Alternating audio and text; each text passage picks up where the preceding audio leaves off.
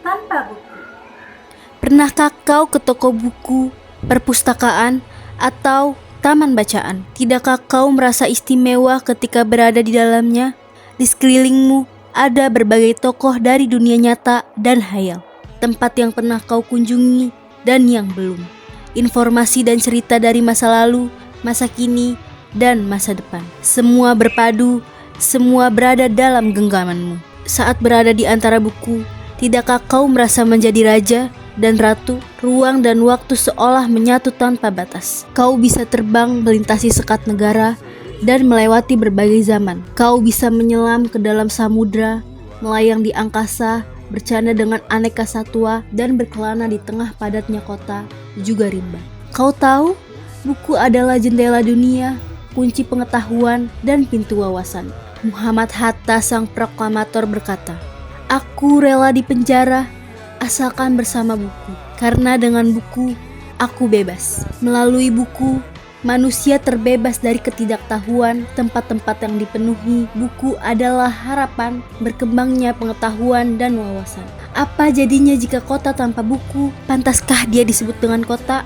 Di kota itu, mungkin kabar datang dari sumber lain, dari koran, televisi, atau internet. Mungkin informasi dan cerita datang dari nenek moyang, bagai dongeng-dongeng sebelum tidur. Irama warganya pun tiada beda, bangun pagi, bertebaran di muka bumi untuk berbagai keperluan, untuk kembali siang atau sore harinya. Setelah itu, mereka berangkat tidur dan memulai lagi hari berikutnya. Semua serupa. Di kota itu, mungkin ada bangunan bernama perpustakaan. Di dalamnya, buku-buku berderet dalam rak yang tak terjamah. Tiada tangan meraih dan membuka halaman demi halaman dengan sukacita. Mungkin juga ada tumpukan buku di sudut-sudut sekolah yang sepi dan berdebu. Jarang dikunjungi, jarang dibaca. Buku-buku di sana teronggok tanpa nilai. Bagaimana dengan kotamu?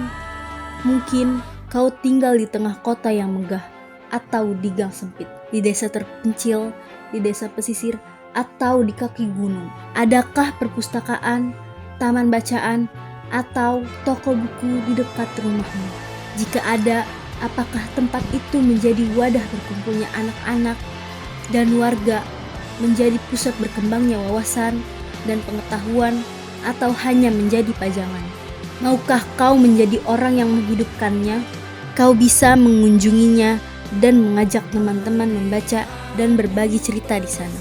Jadikan tempat itu sumber kegembiraan dan pengetahuan.